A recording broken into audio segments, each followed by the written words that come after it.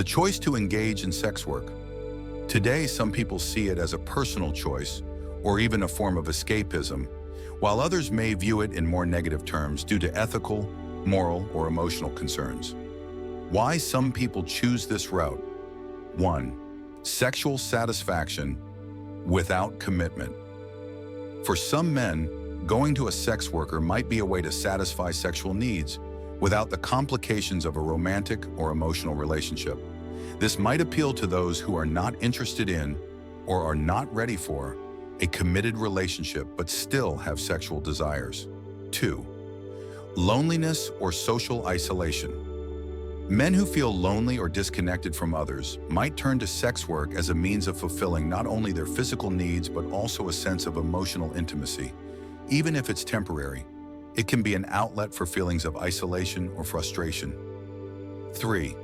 Lack of connection in dating. Some men might feel that they can't find fulfilling relationships in traditional dating environments. If they struggle with confidence, communication, or face challenges with women, they may choose this path as a way to bypass emotional complexities and meet their needs more directly. 4. Avoiding emotional commitment. For men who are either scared of or uninterested in emotional commitment, visiting a sex worker might be an easier, lower-stakes way to experience intimacy. It avoids the vulnerability or risks associated with getting to know someone and forming a lasting connection. Consequences or considerations. 1. Emotional disconnect. While physical needs may be satisfied, there can be an emotional void afterward. Sex with a worker, while satisfying the immediate need for intimacy, doesn't provide the same emotional connection that a relationship offers. This may lead to feelings of emptiness or loneliness after the encounter. 2. Ethical and moral issues. There are ethical and moral debates surrounding the world of sex work.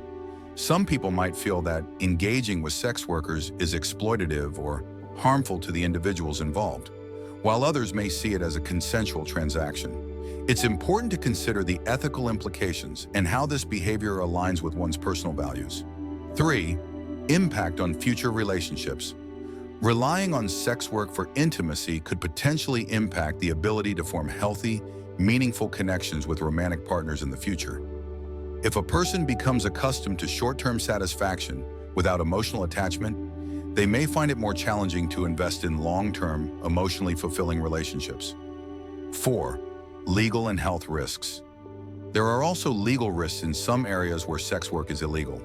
In addition, the risks of STIs or unsafe sexual practices are increased if proper precautions aren't taken, leading to potential health consequences. 5. Normalizing casual interaction. If someone becomes comfortable with transactional sexual relationships, they may struggle to distinguish between physical intimacy and emotional connection. This can have a long-term effect on how they approach relationships, possibly leading to emotional detachment or an unhealthy approach to sex. The bigger picture, while the decision to engage with a sex worker is personal and often driven by various factors, such as loneliness, a desire for privacy, or frustration with traditional dating, it is also important to understand the psychological, emotional, and social dynamics that may contribute to this behavior.